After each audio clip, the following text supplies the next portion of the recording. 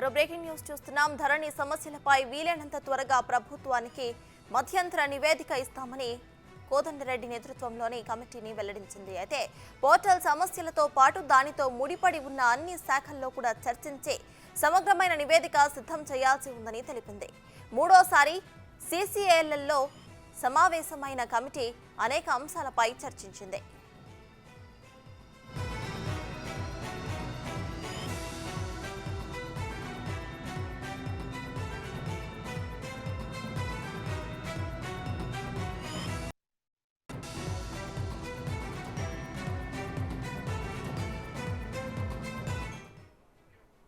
ధరణి సమస్యలపై వీలైనంత త్వరగా ప్రభుత్వానికి మధ్యంతర నివేదిక ఇస్తామని కోదండరెడ్డి నేతృత్వంలోని కమిటీ అయితే వెల్లడించింది. ఈ కమిటీకి సంబంధించిన పూర్తి డీటెయిల్స్ ను మా ప్రతినిధి రాణా అందిస్తారు. రాణా, చెప్పండి, ఈ కమిటీ అయితే దీనికి సంబంధించిన ధరణికి సంబంధించిన సమస్యలన్నింటినీ కూడా వీలైనంత త్వరగా ప్రభుత్వానికి సమర్పిస్తామని కూడా చెప్పడం జరిగింది. సో దీనికి సంబంధించి మీ దగ్గర ఉన్న అప్డేట్స్ ఏంటి?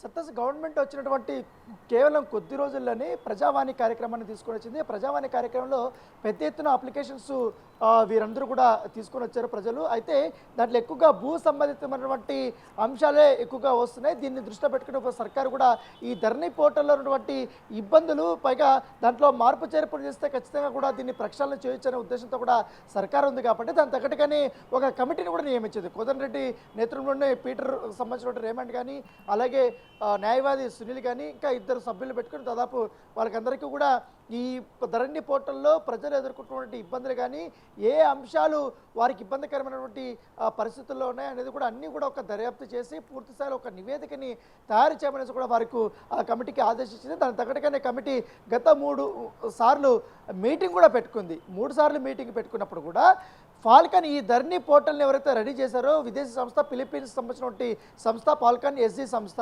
ఇప్పటి వరకు కూడా ఒక్క మీటింగ్ కూడా రాలేదు.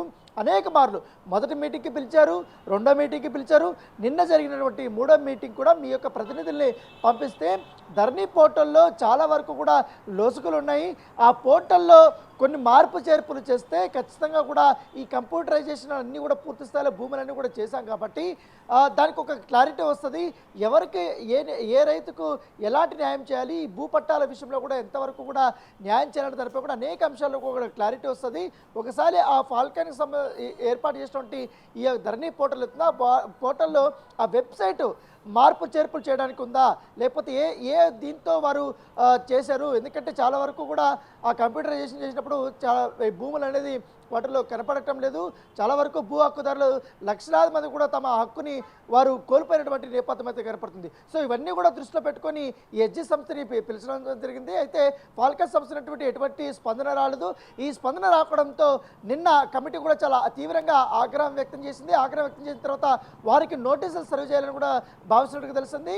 ఈ 10 రోజుల్లోపే జిల్లా కలెక్టర్లతో కూడా మీటింగ్ ఉంది కాబట్టి ఆ మీటింగ్ను కూడా ఫాల్కన్ సంస్థని పిలిచే అవకాశం ఉంది. ఒకవేళ కానీ అప్పుడు రాకపోతే మాత్రం ఖచ్చితంగా అప్పటికే ప్రాథమిక నివేదిక అనేది కూడా రెడీ అయిపోతుంది. కాబట్టి ఆ నివేదిక గవర్నమెంట్కి ఇచ్చిన తర్వాత ఈ ఫాల్కన్ సంస్థ పైన చర్యలు తీసుకోవాలంటూ కూడా కమిటీ సర్కార్కి నివేదిక అయితే ఇవ్వబోతుంది. Sartaj. Right, thank you Rana.